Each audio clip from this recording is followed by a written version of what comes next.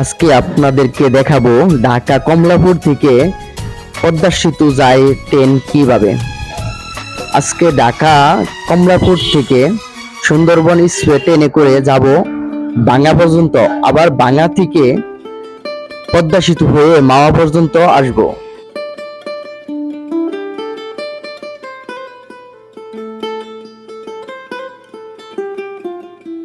চলেন আজকে দেখা যাক কিভাবে যাওয়া হয়। এখন আমরা আছি ঢাকা কমলাপুর রেল স্টেশনে। আমাদের ট্রেনটি এই মুহূর্তে ছেড়ে দিল পদ্মা ইলিশের উদ্দেশ্যে সুন্দরবন এক্সপ্রেস।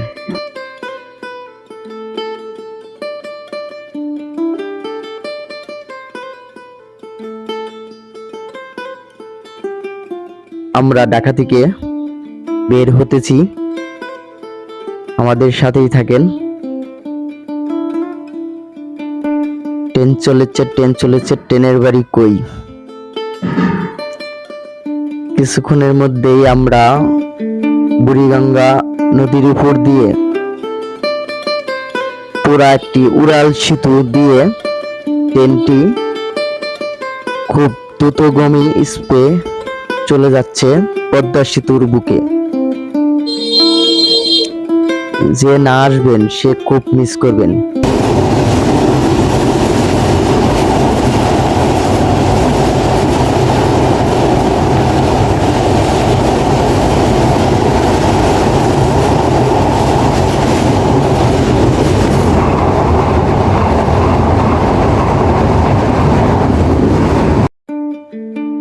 সুন্দরবন এক্সপ্রেস ট্রেনটি সকাল 8:30 ঢাকা কমলাপুর থেকে ছাড়ে এবং 9:30 ভাঙ্গা পর্যন্ত পৌঁছায়।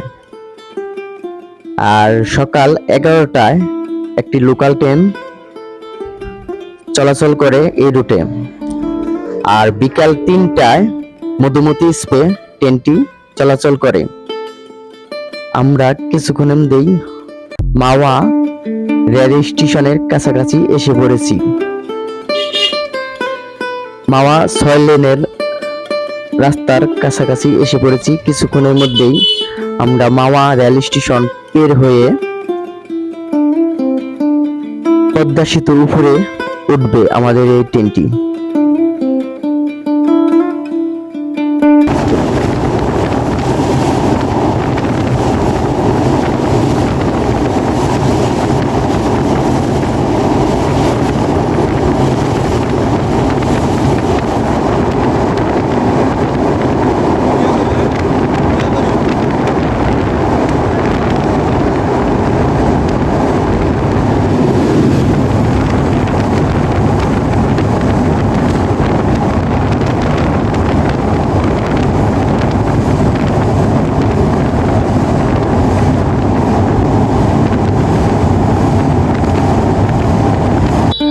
আমাদের ট্রেনটি পদ্মা সেতু পার হয়ে চলে আসছে।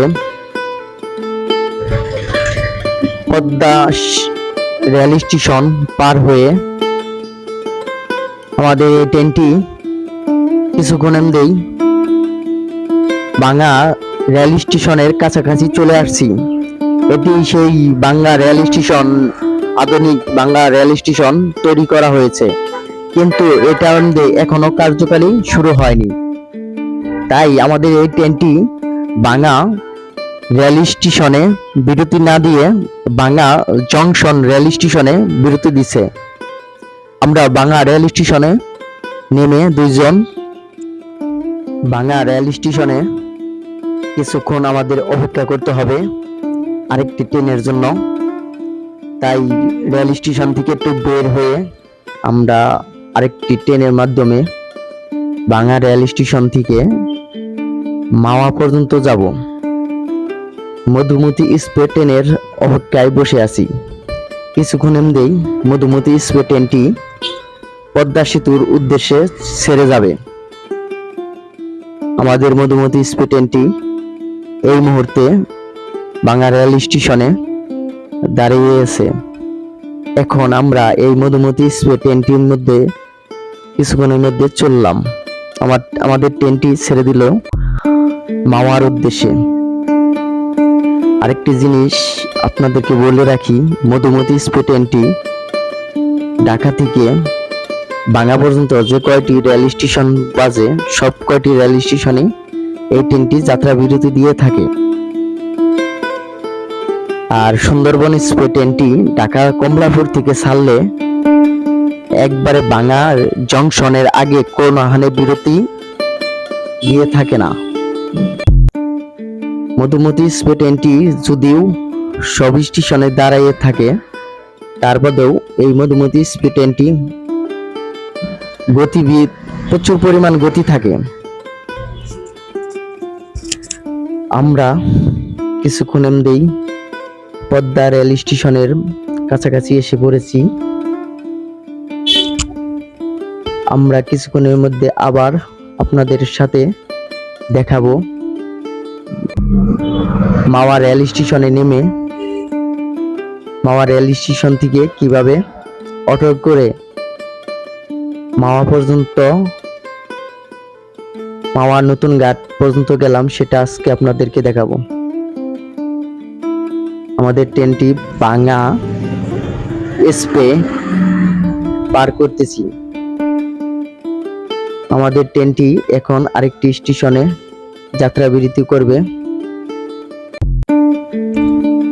যাত্রা বিরতির পর আবারও আমাদের ট্রেনটি চলেতেছে। কিছুক্ষণের মধ্যেই আমরা আরেকটি রেল স্টেশনে চলে আসছি।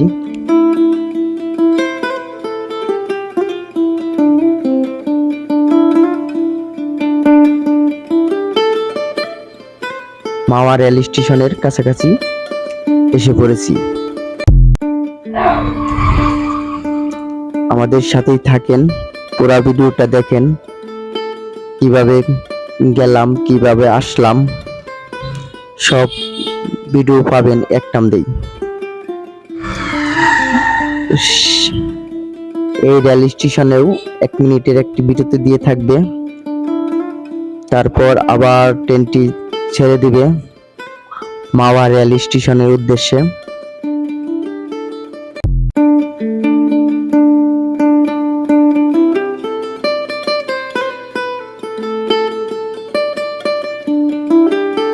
একটি রেল স্টেশনে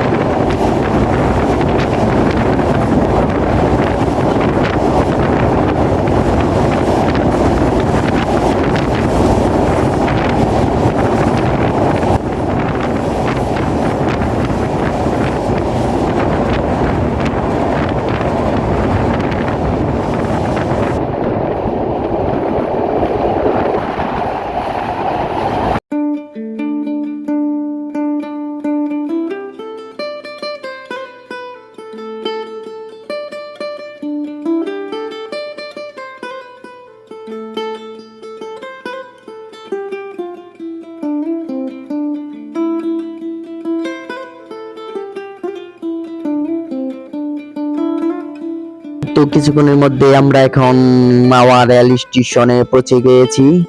আমাদের মাওয়া রেল স্টেশনে সিগন্যাল পড়ে গেছে, আমাদের রেল স্টেশনে এখানে বিরতি দিবে। আমরা এই মাওয়া ঘাটটিতে নামবো। এই সেই মাওয়া ঘাট রেল স্টেশন। আমাদের ট্রেনটি থামলো, আমরা এখন নামতেছি ট্রেনে থেকে মাওয়া রেল স্টেশনে। এই তো মাওয়া রেল স্টেশন, খুব সুন্দর একটি রেল স্টেশন। মধুমতি, এই সেই ট্রেন মধুমতি স্টেশনটি থেকে নেমে আমরা মাওয়া রেল স্টেশনে পৌঁছে গেছি। আমার সাথে আছে আব্দুল গফুর সাহেব, খুব হাসি খুশি মুখটা, খুব মজার একটি মানুষ। এই সেই মধুমতি স্পেস ট্রেনটি ঢাকা রাজশাহী রুটে চলাচল করে। এটি একটি আন্তনগর ট্রেন। এই ট্রেনটি আগে বাংলা থেকে রাজশাহী পর্যন্ত চলাচল করত, পদ্মা সেতু হওয়াতে এখন রাজশাহী থেকে ঢাকা মধ্যে চলাচল করে। আমাদেরকে রেখে এই ট্রেনটি চলে যাচ্ছে ঢাকার উদ্দেশ্যে। কিছু সেলফি তুললাম। সেলফি তোলার পরে এখন রেল স্টেশন থেকে বের হব কিছুক্ষণের সময়ের ভিতরে। আমাদের সাথে থাকবেন। এটা মাওয়া রেল স্টেশন। এখন আপনাদেরকে আরেকটি সুন্দর একটি জায়গা দেখাবো। মাওয়া রেল স্টেশন থেকে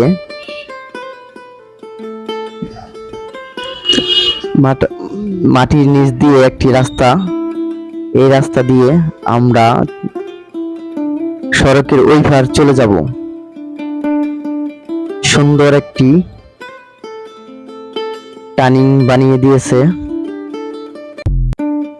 যদি কেউ মাওয়া আসেন, সবাইকে বলবো এই দিক দিয়ে একটু যাওয়ার জন্য, রাস্তা পার হওয়ার জন্য, তাহলে বুঝতে পারবেন কত সুন্দর করে বানানো হয়েছে। তো আমাদের এই স্ট্যান্ড থেকেই মাওয়া নতুন ঘাট পর্যন্ত একটি অটো করে চলে যাব। অটোর অপেক্ষায় আছি, দেখি একটি অটো পাওয়া যায় কিনা। এই তো আমাদের একটি অটো পাওয়া গেছে। এই অটো করেই আমরা এখন মাওয়া নতুন। যারা মাওয়া ইলিশ খেতে আসবেন তাদেরকে আমি কিছু সতর্কবার্তা দিতে চাই। যারা মাওয়া ইলিশ খেতে আসবেন যাচাই করে খাবেন, কারণ এখানে একটি ইলিশের দাম 2000 টাকা চাবে। আপনি বার্গেনিং করে যত কম দামে খেতে পারেন। আমরা একটি 700 গ্রাম ইলিশের নিয়েছিলাম, পড়েছিল 1000 টাকা। সাথে পার পিস বেগুনের পিস, এক পিসের দাম হলো 30 টাকা। আপনি যে কয় পিস নেবেন ওইভাবে তারা দাম নির্ধারিত করে থাকবে। তার সাথে 100 টাকা তেলের জন্য পেড করতে হবে। ভাত ডাউল যা খাবেন সব এক্সট্রা বিল। তাতে সবাই হিসাব করে যাচাই করে মাওয়া ইলিশ খেতে আসবেন। আর আমাদের এই আয়োজনটা যে করেছিল সে কুরিয়ার প্রবাসী, আমাদের মোস্তফা কামাল রাজ। সে সম্পূর্ণ আয়োজনটা তার পক্ষে করেছিল। আমি আর আমার সাথে ছিল গফুর। আমরা তার জন্য দোয়া করি মোস্তফা কামাল রাজ সে যেন প্রতি বছর আমাদেরকে খাওয়ানোর তৌফিক তাকে দেয় আল্লাহ। প্রতি বছর মোস্তফা কামাল রাজ এরকম করে একটি করে আয়োজন করবেন। এর জন্য আপনার জন্য দোয়া করি আমরা। ভালো থাকেন, সুস্থ থাকেন। বাঙালি মাংনা পাইলে জাল কাটা খায়, এর উদাহরণ হইল আমাদের আব্দুল গফুর সাহেব। খেতেই আছে।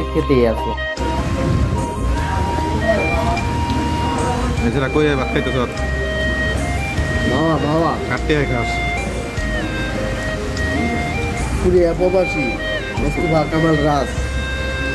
খাওয়া দোয়া করো নাকি?